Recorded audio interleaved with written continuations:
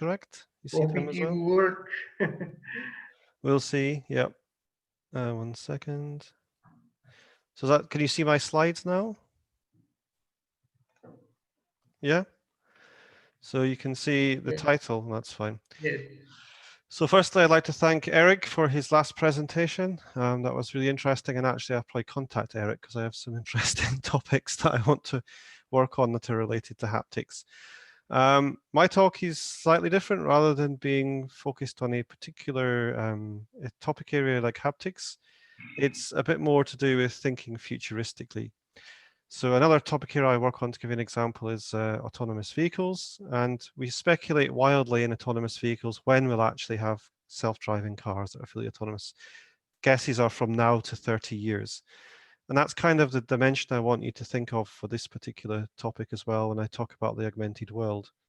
What I really mean here is a world that's inhabited by us and by an augmented system at the same time, to the point that we can interact, live, and have a persistent universe around us in terms of augmented reality, and what that actually means from a theoretical view, and also what that means from a technical, social, and ethical point of view. So it's going to be a bit of a wild ride in the next 40 minutes, and I hope that you will stick with me to go through this, because basically what I want you to do is to think about one thing before we go forward, and I'll give you another question in a minute, which is, isn't reality beautiful? That's really the theme that I want you to think about. Most of us have been locked in the house on and off for the last 9 months, and reality has been a bit constrained. So think again about how nice reality actually is, and how that and augmented reality come together.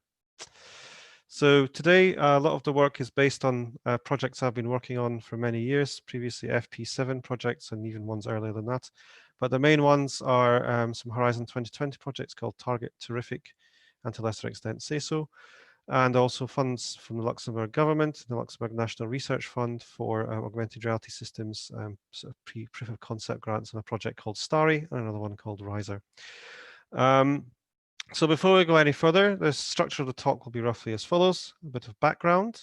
Then I'm going to explore some of the problems and social and ethical issues that we have.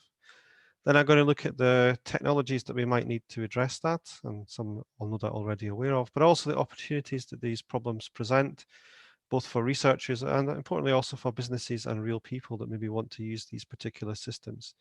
So it's about rethinking what we mean by AR in terms of many of the things that we have now. And the question I want to ask is, what would it be like to live in a world where we share a same persistent augmented reality experience? What does that mean? If I walk around the street in my village or in my town, or even outdoors in more farm type environments, if I have augmentations, graphical, sound, or indeed vibrotactile, what does that mean to be in a constant, persistent, shared world? I'll give you a little hint. The nearest thing we have at the moment is in virtual reality, and it's called Second Life. So I'm not going to give you a big CV, but I got first interested in virtual reality in the 90s, actually in my undergraduate degree, which was back in the early 90s. And I was interested in the concept of how you create worlds that allow you to experience things either emotionally or physically that you can't do in reality. It might be an emotional experience that you want to have. It might be some kind of story. It might be something to do with more personal aspects. But what does it mean to inhabit this other kind of virtual world? Then in 1997, I did my master's degree, which looked at Vermal, and for those who've been around long enough, that was one of the first easily accessible tools for writing virtual reality experiences. And I got interested in interaction paradigms in virtual reality environments. At that time, it was actually using eye tracking to interact with the 3D space. I like to say the following: I started in virtual reality. Then later on, I moved into augmented reality, and my objective when I retire is actually to be in reality and not some hybrid space in between. So if we look at augmented reality, what I've been doing in recent years, it started really with augmented virtuality, so real objects in virtual worlds, then later on flipped to augmented reality. And really, I've been working on things like serious games. I'll talk about one later, which is quite old now. It's called Time Warp. And more recently, serious games for training counter-terrorism and first responder units that go in radiological incidents. And increasingly also looking at this for the automotive sector as well. That's the other related topic. But really, what I want to do is to think about augmented reality today, and in particular, how we conceptualize and interact with that particular world, and how the two realities, reality and augmented reality, come together. But firstly, a little technical perspective. When I started in this, I was a little green man at the bottom there. You could be a little green woman if you want. Technology was kind of there. We had basic tracking, GPS normally, maybe some other basic computer vision stuff running on old Nokia phones and old Sony devices. And we like to think when we speak in the media and when the media puts things about augmented reality that we are way at the top of Mount Everest. We have this fully cool working system. The number of things I've seen on TV that suggest everything works always makes me cringe a little bit because the promise is very high. Then in reality, we're actually somewhere down at the base in terms of how we understand how AR can be applied for everyone on the planet. And secondly, the technology that comes along with that. So we have a long hill to climb. There's been huge improvements in the last 15 or so years I've been in this. HoloLens is a good example from 4 years ago, where at last we had something that had very nice tracking in relatively constrained spaces. Not perfect, but went in the right direction. We've since then seen improvements in graphics. We, of course, have other tracking technologies that are now available too. But in general, we are making lots of progress, but we still have a big hill to climb before we have a world where we can inhabit, co-share, if you like, with augmented reality. As I said at the beginning, reality, we shouldn't really forget it. I live in a tiny country called Luxembourg, one of the smallest in the world, in Luxembourg City to be exact.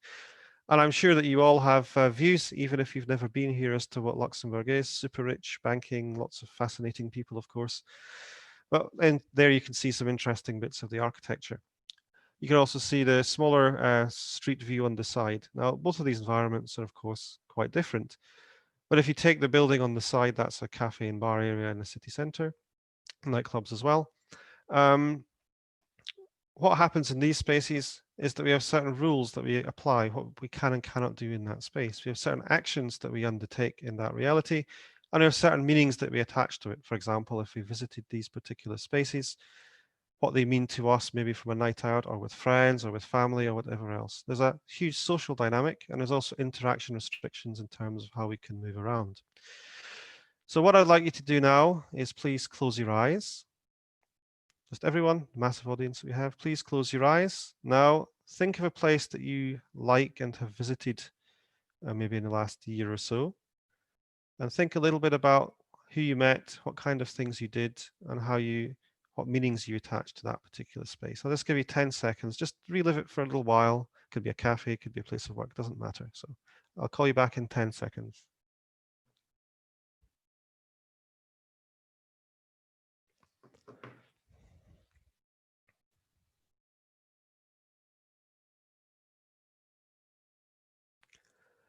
So now just open your eyes, please. You have not been hypnotized, so don't worry. There was no ethics forms needed for that.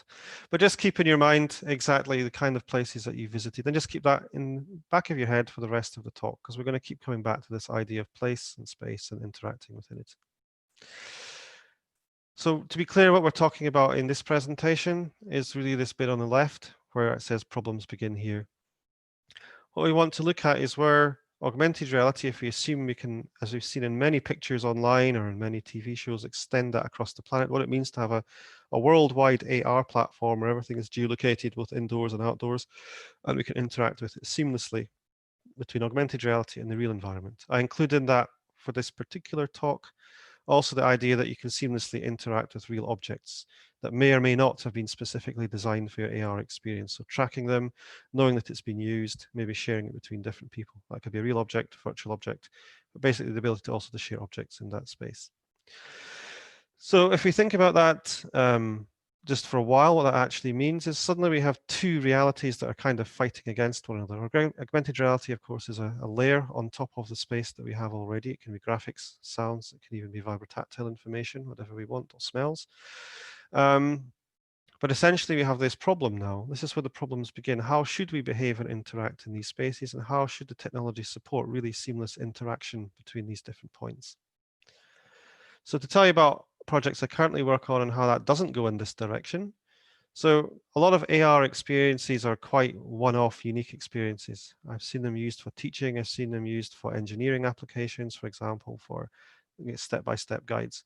In our particular projects, terrific project, which you can see there, what we actually do is we take information if there's been a radiological accident, And what we try to do is to provide real-time augmented information for the first responders to show them what's safe and what's not. So things like cordons, locations of risk, maybe even safe exit paths and various other things. So augmented reality in that case is quite a constrained environment. I would hope that most of us don't have a radiological incident at home or indeed in our street or place of work.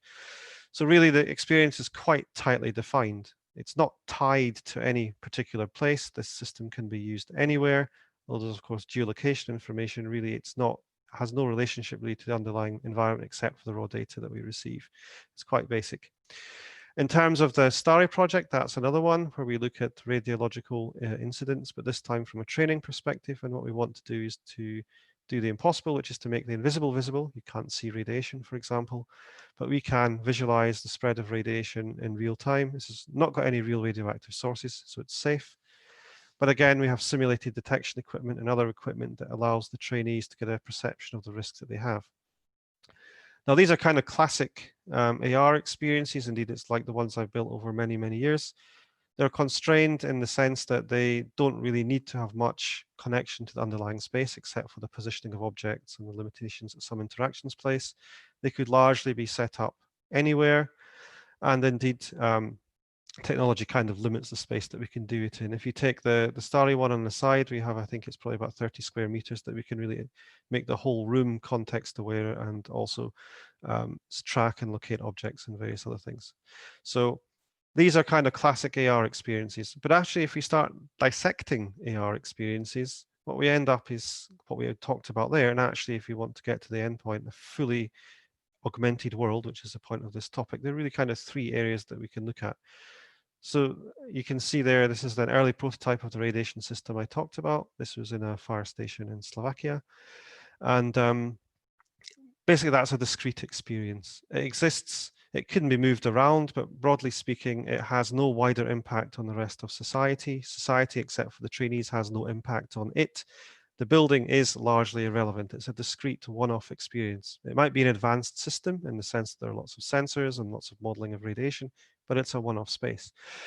If we look at the next kind of level of AR, which is one that's been around for a while, including even Google Glass, we have the situation where we're now location aware, where the context is relevant. You can see in the pictures references to barbecues, museums, restaurants, and various other things. So the AR system is aware of the GPS location of things. But again, the level of interaction is quite basic. It's literally navigation. There might be some other more interactive things like scanning QR codes or whatever else. But in essence, it's just raw data about the location that we're in. It's not a particularly rich experience. The majority of the rich experience still actually exists in reality. I've just got additional information as an overlay. Of course, the last picture isn't really AR at all. It's a picture of Echtenach, a small Luxembourgish city in the north. And if we imagine for 1 second that is an fully augmented world in that context, we shouldn't be able to distinguish between who are real people and virtual people, real buildings, virtual buildings, real objects and virtual objects. We want a seamless, blended, interactive space that allows us to have whatever experience we want. It might be to play games, it might be to socialize with our virtual friend combined at the same time with our real friend. But ultimately, this is really the direction that if we say 5, 30 or 100 years time, whatever, it's your decision, where we will have some kind of augmented world where we can interact in these spaces in a rich and hopefully seamless way. That of course requires lots of technology, but of course at the same time, it requires a very serious consideration of ethics, social and legal aspects, some of which I will touch upon in this talk, and some technical challenges too. So these are some AR-based games I work on. The reason I bring up the subject of games is that AR games actually were some of the first experiences that, for example, Pokemon Go, you can debate whether that's really AR, but it was the first AR experience really that the public had en masse. There were, of course, some issues with Pokemons appearing in places that kind of interrupted others doing what they were doing. So it was generally very popular, but it's a kind of discrete experience. And the same applies to something that we did many years ago in Germany called Time Warp. This was an AR system that we built for a large European project called IP City. And one of the things that differentiates the two is in Time Warp, when we initially built it, we built, as most people do, some augmentations at a location that are displayed. And in the early version, you had little elves that looked like elves. Later on, they looked like robots that you see in this picture. But the technology has It still had then and still does now have a number of limitations. You can't augment the entire world.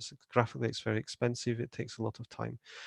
So we then thought about very clearly how we can make the best of the limited capabilities that the system has, while at the same time embracing the world that it's placed in. So this game was a time travel game that let you visit the past of Cologne, the present day, and the future, and you had to solve a number of riddles related to the city of Cologne itself. And very quickly, what we realized while we were running around testing this, we had, I forget how many dozens of people in different versions ran through Cologne, was that actually what you're doing with these environments is you're invading somebody else's space. The rest of the public don't see what you're playing. They maybe see some very strange equipment. At that time, it was lots of wires and headsets and tracking devices. But you're invading other people's private space. So for example, we had in that location that you see there in the summer, that's got quite a lot of people sitting around in the park. We have us running around with crazy headsets and various other things. The population gets a bit agitated. We had one couple who came up to us and asked us not to play the game there if at all possible, or what were we doing, because they felt we were invading their space and doing maybe actions that were inappropriate in that particular environment. In reality, people were just selecting objects and playing things in the game. But we have actually interrupted the social norms of that particular environment. Other examples included running through areas which had cafes and restaurants. Although we didn't situate the game directly in these areas, we went past them. And again, people were sometimes very curious, what are we doing? Other times a little bit more apprehensive. And the more extreme one was chasing elves around outside the Cologne city cathedral. So those who've been to Cologne will know it. It's a big place. And in that particular case, there's some expensive shops nearby it, and the security guards at these expensive shops are extremely concerned about the actions that we were undertaking as we run around in that space. So what I'm trying to get at here is that actually it's almost wrong just to think about augmented reality. What we have to think about is augmented spaces and in that augmented reality, and begin to understand what kind of actions are appropriate, and also what kind of actions maybe aren't appropriate, and these kind of aspects, and I'll come more about that later. But also importantly, what kind of technologies we need, so context-aware computing and other aspects and sensors that allow us maybe to understand a bit more about the environment so we don't do things that are maybe not welcome. Another key point is that we spent some time understanding the locations in the city for this version that you see there. So rather than having to augment everything, we started playing around with when it's appropriate to have very exciting paths and routes through the city that are just architecturally very interesting, and then augmenting them at appropriate points. So we're getting to understand the architecture of the city as well. So let's go on to the next slide. There we go. So jump. So there we go. If we think about games, they're actually one of the best environments to think about what we do in augmented reality. Let's check how much time I have left there. So I've got 10 minutes roughly. If we look at the concept of the magic circle, which is often talked about in terms of games, we have in a game world, normally you're situated in that space, and outside the game world, the rules, the objects used in the game, even the locations, if it's more location-based, the roles of the people, and the duration of time are not applicable. So inside the game context, you have certain rules that you can do, certain things you use. It may take place around a table, could take place if it's live action role play in a park. And people have different roles. And you can also play around with the time period. It might be limited to 5 minutes, half an hour, whatever. If we're thinking about an augmented world, which is really the prospect of this particular talk, actually the time period is now permanent. The experience lasts for everyone at any point in that particular city. And immediately we have to start thinking about which rules are appropriate when we design that particular experience, either that location or the world as a whole. We have rules in society normally for how we drive, health and safety, and other criminal acts that we can or cannot do. And the same applies within games. You have game rules exist there, and we have to start thinking about how the rules of reality do or do not impact on the rules of how we design augmented spaces, also how we interact with objects. So the magic circle in the concept of games means that the game is located in that magic circle. There are pervasive games which break this magic circle that I'll talk a bit more about in a second. But when we talk about pervasive AR experiences that potentially cover the whole planet or entire cities or towns, we really have to start thinking about how these aspects can be used within the AR experience, so understanding the real environment, and at the same time how we shape them. Another important part to understand is the kind of people that are connected to such experiences. Again, returning to games, this is by Marcus Montola, who does pervasive gaming. you have basically 4 categories of people. I mean, and when we design augmented reality experiences, maybe don't always call them a player, but it's maybe the user. That's the person that's directly in the experience. They play, interact, what they do ultimately shapes that particular experience. They are the ones that define it. And most of the time I've seen when we talk about AR, that's the group that everyone thinks about. They're not really thinking about the other people who are around. So for example, if you take sports or games in general, you have non-players, that can be referees, it might be other people around an area. That's maybe not so appropriate here, except if you're thinking about the problems that we have with fake news and fake media and maybe how the impact that would have on augmented reality in the future. Maybe fake information gets presented that's dangerous. So for example, if you take, that could be a referee or a moderator or someone else that polices AR spaces. They have an impact on that, but how do you define what they can or cannot do in that space? Is it a government? Is it an individual? Is it an NGO? You have spectators who, in the experience I talked about earlier, we had a large number of spectators that saw these games in Cologne and they behaved in a variety of ways as I talked about. They don't directly shape the game unless they physically stand in front of it and block it, but their behaviors and actions can influence the behavior of the player. So there's a symbiotic relationship between the different people in that space. Finally, we have bystanders who are just around and have no impact whatsoever. So we have to think about it when we design AR experiences, the kind of impacts and the kinds of people that will have a role in that particular space. If we take games, the environments and also the training environments and CBR environments I talked about earlier, we're really most of the time thinking about the players or the users, and in some cases we have a games moderator or a trainee in the case of the radioactive incidents. Trainer, sorry, in the case of radioactive incidents, the incidents that controls the activities. But we actually have to think about the other range of people there as well. How can we involve them in that particular experience, even if they're not using the AR? What kind of control can they have over it? And importantly, we want to ensure, because we should be ethically acceptable, that we do no harm to these people directly or indirectly with the AR world that we might want to create, or indeed AR small experiences too. So when we talk about pervasive games, a normal game is socially, so a group of people, spatially at a location and within a certain time period fixed. Pervasive games break that, so in theory they can be played over months, years, come in and out of them whenever you want. Spatially, it's quite diverse. It doesn't have to be tied to a particular area, and socially it can come people coming in and out. And these are kind of the things when I'm talking about augmented world that I think we have to think about too. If we really go down the path of what the media is talking about and presenting, which is all of us either having contact lenses that display AR or small glasses, we have to think about the social, spatial, and temporal aspects that we're actually interfering with, and at the same time, also what we intend to change in those particular aspects. And this also kind of represents a paradigm shift in terms of if you look at games and again at AR, VR as to what we're on about. So before we're talking about moving from just this discrete designed experiences, which are perfectly fine, that's what I work on most of the time, to a space that's shared by potentially everyone across different cities, towns, or planets. But they're still constrained. Still, we have to think about what kind of actions we're going to give people. So if you return to serious games, for example, that's where you play a game that's fun in some way, for example, for training, in this case, radiation in that picture.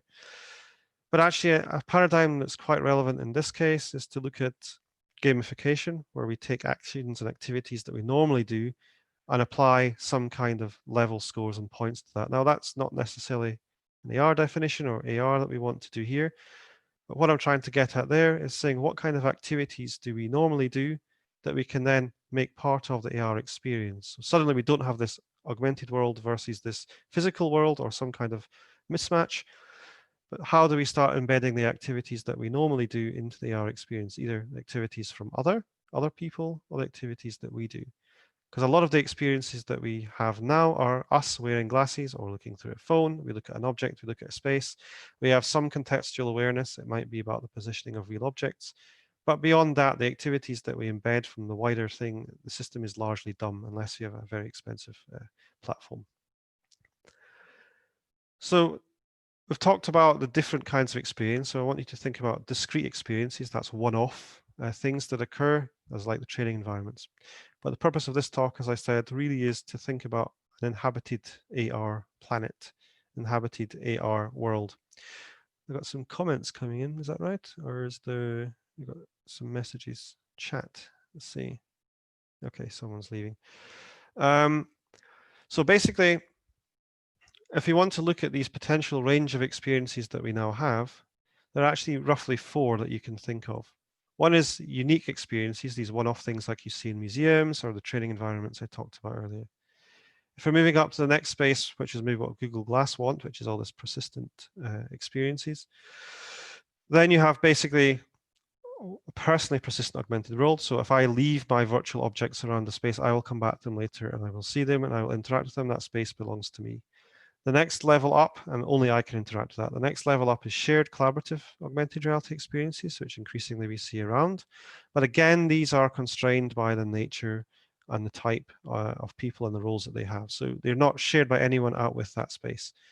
And ultimately, the challenge that we really face if we have all these augmented planets, augmented worlds, whatever, is a socially persistent AR experience, one that everyone can see and use, maybe with some limitations, but generally it's always there, it's there all of the time. And what's the nearest one to that?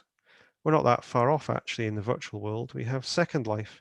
I haven't really used that extensively for a while, but here people have a persistent world. This has been around for about, I think, 15 or 16 years.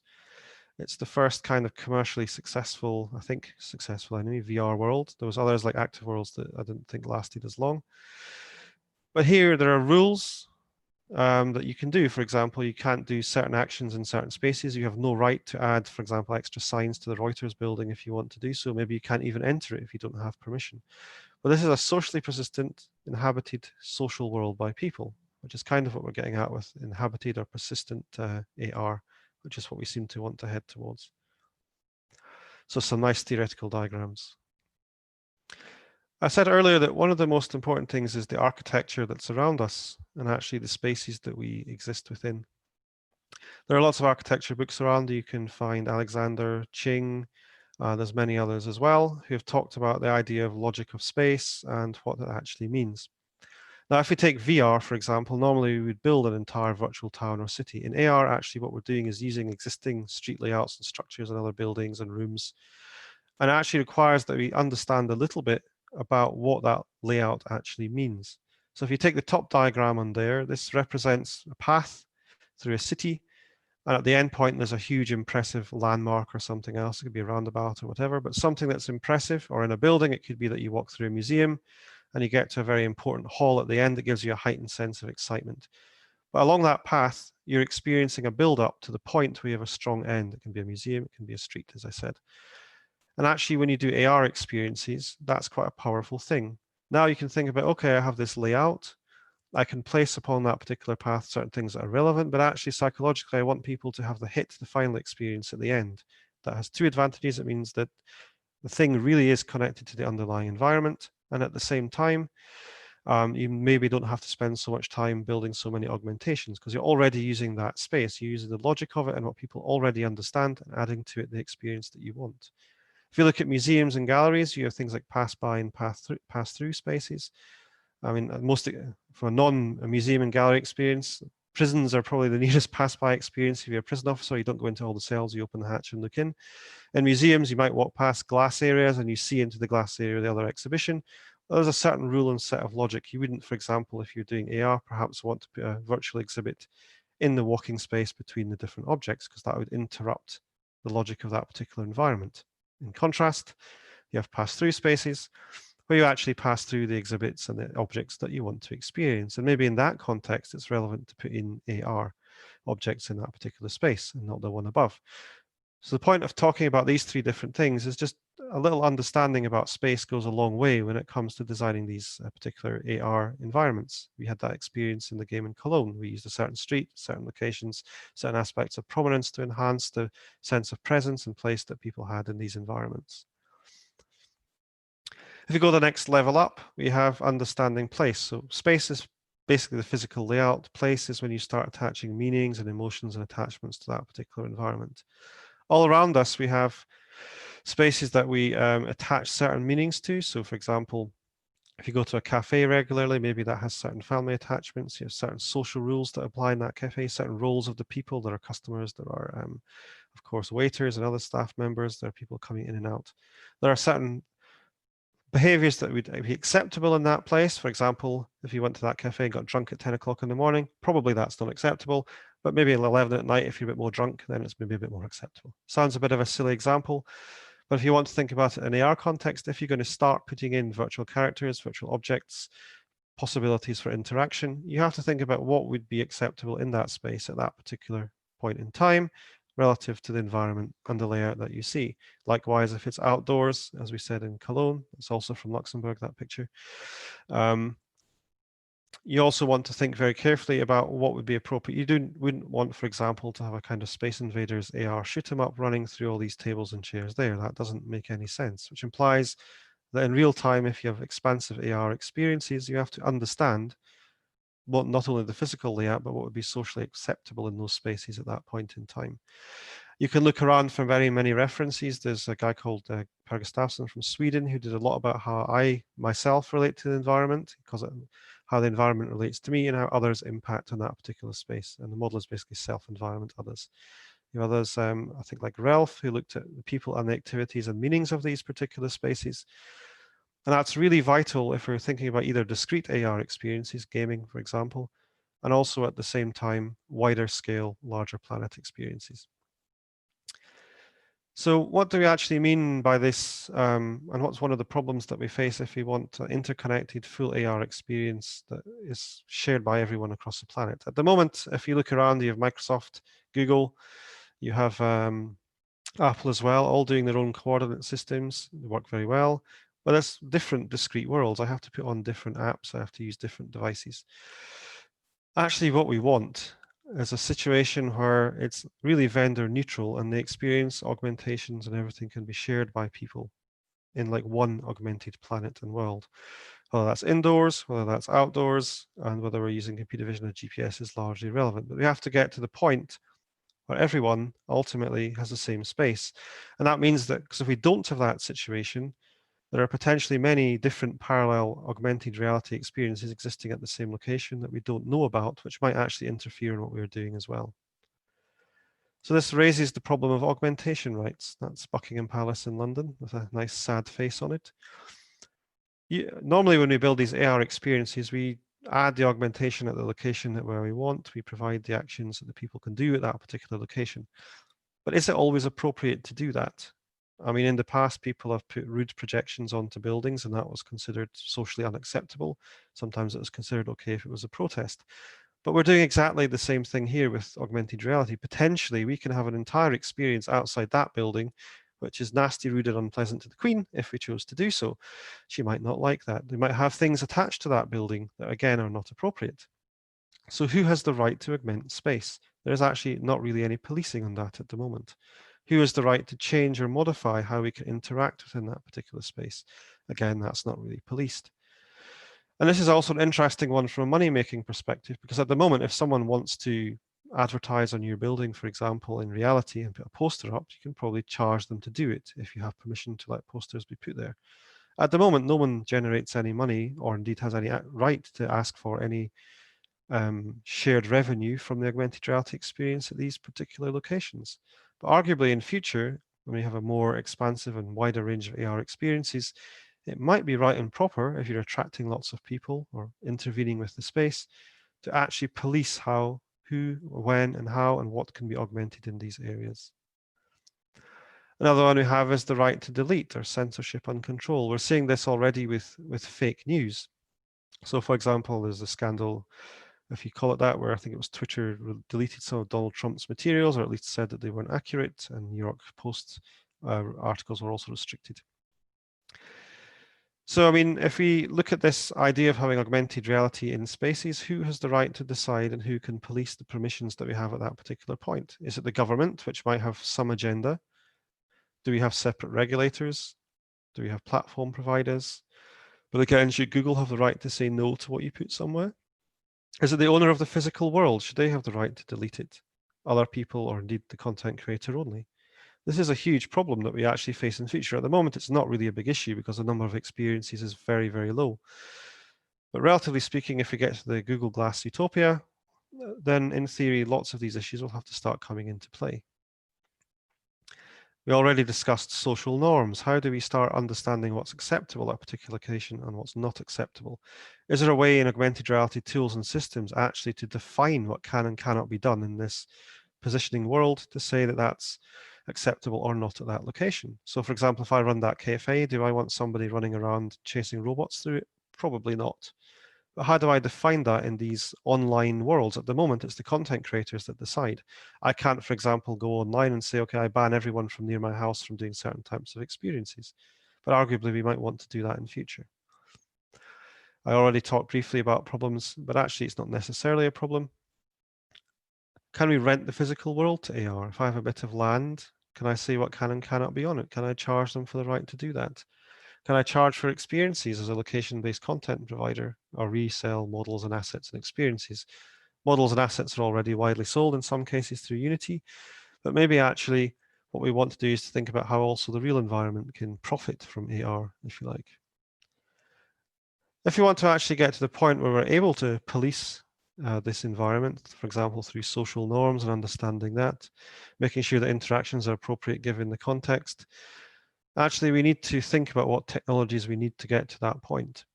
At the moment, AR experiences are largely an HMD or a mobile phone or something similar. We have added extra objects and things, for example, position tracking systems for real-world objects, but in general, it's quite basic. But in reality, we need something that's capable of understanding what's appropriate across all the spaces that we want to put content into. And clearly, as I have done in the past for other projects, if you're visiting 5 or 6 locations, that's possible, but you can't do it for an entire town or city. It's just, or an entire planet. It's just not possible. So you need to have algorithms and tools that allow us maybe dynamically to define what's appropriate at different times of the day in different places to understand how my rules in my particular AR world may or may not be impacted. And that requires both IoT systems, tracking and monitoring, and AI, which of course opens up lots of ethics. We need improved display technologies. We all have suffered, I'm sure, at the hands of limited field of view, not always the best resolution and limited ergonomics. These are currently big issues that negate many experiences, including the ones that I've worked on. And some of the devices are just quite heavy to wear after a period of time. So maybe we have to look at other more discrete technologies, for example, contact lenses. Samsung apparently has a patent on contact lens-based AR, which would make the experience much nicer for people, more ubiquitous, so you can literally can have it all the time, presuming the power is available. The other huge challenge we face at the moment, most of these experiences are quite manageable, and a lot of the systems either run discretely on the device itself or via cloud-based systems such as Azure. But if you look at Etsy and other organizations, they are now encouraging standards around edge-based computing, which will provide the power and maybe the ability to do the context-aware information assessment that we need on scene for AR to be truly, excuse me, engaging. So that's another challenge to look at. Excuse me, I'm just going to get a drink. Another one is actually, at the moment, it's largely developers who can create AR experiences. There are moves across the planet to make more user-friendly systems, and we want to get to the point where anyone, perhaps even a child with virtual crayons, can create AR experiences in situ or remotely if they choose to do so. I've seen some systems recently that promise basically asset-based environments and very nice editing tools, predominantly for training. So that's going in the direction of being more user-friendly and not needing developers all the time. That's the other big shift that we need if we want to start creating a world where everyone can genuinely be part of the content creation process rather than just the individuals that are there now. Nearly done, I think. I think we got 10 minutes, maybe 5 or 10 minutes. So my objective of the talk was to talk about really some futuristic utopian ideal, slightly crazy perhaps in some respects, but ultimately that's what many of the companies want, an augmented experience that's location-based across the whole planet. Google tried to kick off that to some extent with Google Glass and location-based systems that you can wear outside.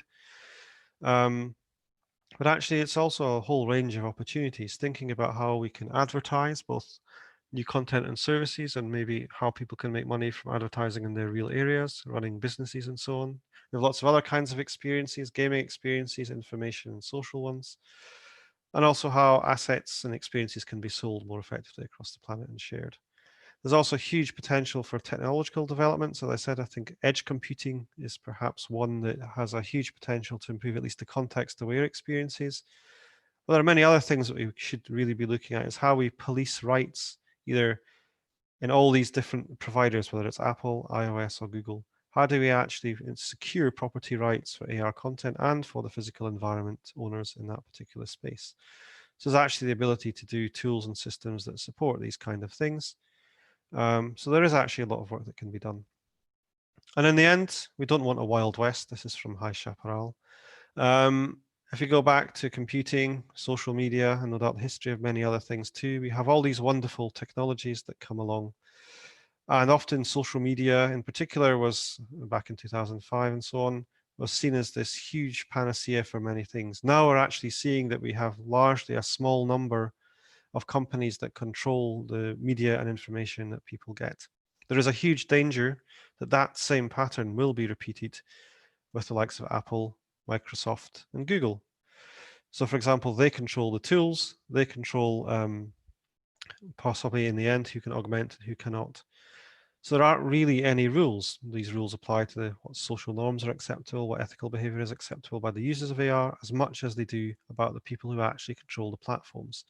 So we need, I think, in the end, to look long and hard about how we police the AR world, because that's going to be one of the challenges that we face. We're moving to the point where people will have their world largely interrupted at some point in the next few years with AR experiences, maybe unpleasant information put about them outside their house or whatever, it doesn't matter. But in the end, we have to decide whether it's a nice, ethical, and rule-based system and start looking at how we do that and what tools and techniques we need in order to support AR at potentially any location on the planet. I know this was a rather mental, weird, high-end talk in that sense, rather than maybe specific like the previous one. But what I wanted to do was to give you a chance to ask questions about the future and maybe to think about the technologies that we need to solve them and the rules that we want. So I'd like to thank everyone for their time. And if you have any questions, feel free to ask. And there's a bibliography for some of the work that was mentioned. So thank you. So let's go back to the beginning. If you have any questions, feel free to ask. Thank you, Roderick. Thank you very much for this outstanding talk. We have a comment from Jennifer. Yeah. 1 second, let's see if I can see it. There are such important points as regulation continue to move at such a slow pace. I think she's right. Yeah, I can see it here. And I agree with her point that it's up to us to start forcing the debate. I mean, another area of work I actually do is ethics, but that was mainly for games, not so much for location-based AR experiences.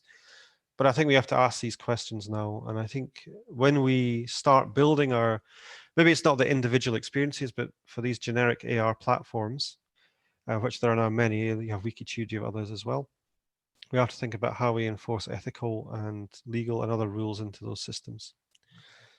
So yeah, I agree. So, any other comments or questions? I have actually a question. Sure. We talk here about a Second Life, which was probably one of the first big success in virtual worlds, and what is interesting is still earning money so many years after. The point is they never succeed in virtual reality. I mean, to place this world in a virtual reality environment. And in SSVAR, we have a room, actually it's called region, in another virtual world, which is called Space. Okay. And this is so beautiful that when I'm going there, it's very difficult for me to go back to the real world because it's the real world. And recently I actually became millionaire there and buy an island. So there are small physical discrepancy in the waves, but it's really very beautiful place. And what is very strange for me, however, is there very small number of participants, a very small number of people which are connecting, and even if they are connected, they don't go back. So it's very interesting for me. I don't understand. And the question is how to do this place more attractive or, let's say, addictive to people. Yeah, I think I agree with you there. I mean, I haven't really used Second Life much for years. I downloaded it a long time ago. I think I visited Virtual Cologne actually and Virtual London, and then that was enough. But I think the fundamental difference is that in Second Life, you're asked to replace your reality with something else. And most people probably don't have in their lives hours that they can spend every day in these places. And maybe, as you said, there's not enough people there for them, so they don't go back and don't interact again. I think the wonder, if you like, of augmented reality is that you avoid that problem because it's in the real world. So the idea would be that you would start to explore how you can embed new or joined experiences with reality in those spaces. So for example, I put the cafe up there. Maybe there's some way that you can encourage people to go to that cafe more often through using some kind of AR social experience or whatever else. But you'd have to understand the activities and the meanings and the rules and norms of that particular space. That has two advantages. One is that you don't maybe have to augment so many things or create virtual objects like you do in Second Life, but actually you're connecting it to reality as well, so it saves some time. You don't have to do so much development. But the important thing is that the real experience is not killed off. Yeah, it's not replaced, and that's really what AR should be. It should be a layer on top of the environment that we already have, and largely that's what we do for some experiences already. But we really have to spend a lot of time, I think, to make it a success in terms of policing it so that the ethics and rules are understood, but also, as you said there, how to make it appealing. Maybe you just want to switch it off sometimes. You have enough. I don't know. Maybe you don't want this AR anymore. But at least I would think that once we start embedding it more in our daily activities and daily life, people will be much more attuned to it and maybe spend more time in mixed experiences. Yes, I see. You are certainly right. It's probably more easy to go to augmented world, whereas still stay in touch with the real world. That's probably easier to accept and easier to implement also. Yeah, I mean, I think the biggest problem, and there are many problems for implementing AR, the biggest one is, if you like, an experience that is genuinely reflective of the people that aren't using AR as well. So if we all put glasses on, it's fine. We can track ourselves and the positioning and maybe even some hand gestures, although it's a bit limited. But the problem comes with all the other people that are not necessarily part of the experience. How do you in some way make the systems aware of them? And that, of course, is a big ethical issue. Is an ethical issue if also data is collected about me or AI is used on me, but also for other people too, so that we don't perhaps do things that are unacceptable at certain points of the day. And it's very futuristic. I don't think we're anywhere near that point yet. I mean, we have rival vendors. As long as there are rival vendors for AR platforms, we're not going to get anywhere. But maybe when we get to the point when it's a bit, either there's one dominant vendor for everything, I don't know, Facebook Planet or something, then maybe we have to start thinking about how the data is used more ethically, shall we say. Yes. Another questions, please? No? Okay, thank you again. No, it's a pleasure. Anyone is welcome to contact me. They can go to the list website, look for my name, and happily discuss this with you. These are all quite futuristic topics, so actually the idea is to do some research on them. So anyone who's interested in that, either commercially or for other partners, is welcome to get in touch with me, because these are big topics that need to be addressed. So thank you very much, everyone. Thank you also, Konstantin, for moderating. Thank you. I'll stay around for the next talk, so I'm not going to leave. So take care. So next to speak is Mark.